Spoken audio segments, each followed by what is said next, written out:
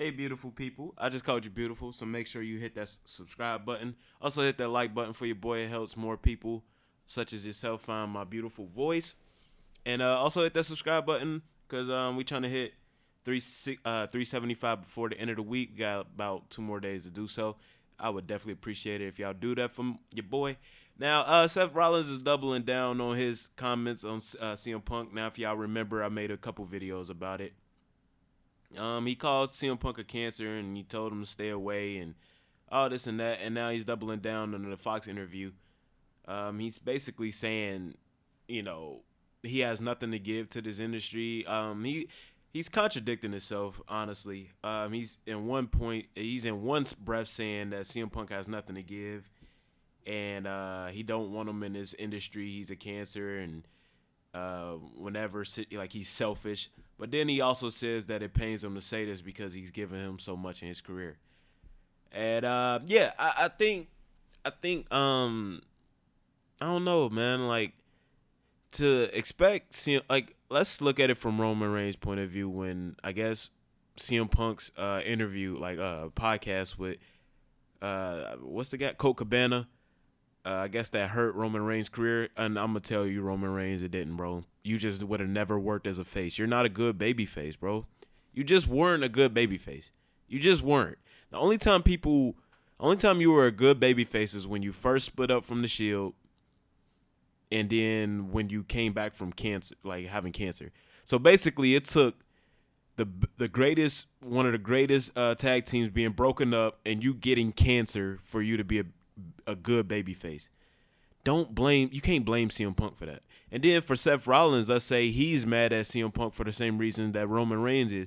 I will never understand us being mad at CM Punk for exposing the bad company. It's literally Stockholm syndrome. Like imagine a woman was being beaten, and not to put him on such a pedestal of his victim, like his victimness or whatever the word it might be, but imagine a woman was being beaten by a man and she came out and his family was like, oh, you've caused us a lot of pain and you've made our lives harder. Like, bro, like maybe you should look at the company you work for and say, like, maybe he's not the problem. If everyone's saying the same thing and he's just the biggest star to say so, maybe he's not the biggest problem. Y'all wouldn't say that about Stone Cold. Y'all wouldn't say that about who else has walked out? Y'all maybe will say it about Hulk Hogan. Nobody has really said it about Hulk Hogan out of this younger generation who seems to talk a lot. But none of these dudes will say the same thing about Stone Cold, and he walked out, and he wasn't even about to die. CM Punk was about to die if he stayed with the WWE. See, Stone Cold walked out because Brock Lesnar, he didn't want to lose to Brock Lesnar on Monday Night Raw. But nobody would say anything about Stone Cold, but y'all will go off on CM Punk. Not to compare CM Punk to Stone Cold, but it's literally like they both walked out and they both were outspoken. They're both outspoken people, and they both walked out. One was about to die, and the other just didn't want to do his job. So, like, and guess who's the one getting criticized for it? Guess who's the one who's the terrible, selfish guy? It doesn't make any sense, and I don't understand what this boner of criticizing CM Punk is, whether it's Cody Rhodes, whether it's the Young Bucks, whether it's Seth Rollins. And it's weird to me that all these people who have had trouble getting over with people who seem tone deaf just have trouble with CM Punk. When you look at Seth Rollins, when he was a face, he was so fucking tone deaf when he was bragging about how much money he makes when he was trying to lure bro that dude from the indies.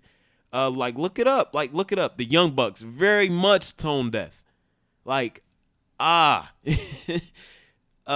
Cody Rhodes, when he was trying to be a face, the baby face in AEW, I'm not gonna completely say he was criticizing CM Punk because it don't seem like it, but a lot of people took it as he was criticizing CM Punk in one of his last promos in AEW. He was very much tone deaf as a face, like that that Cody Sal's racism promo. Bro, I don't know, man. I just don't get it with these tone deaf people. Tone deaf, not deaf. tone deaf people. It seemed like they're the only. Chris Jericho is the most tone deaf of them all. Like, don't even get me started on Chris Jericho. But I don't know, man.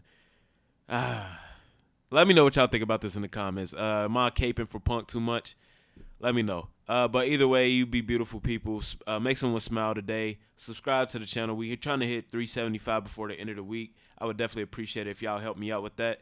But other than that, hope you enjoy your Super Bowl weekend. If you're into that kind of thing, I'm not, because the Bengals got screwed over.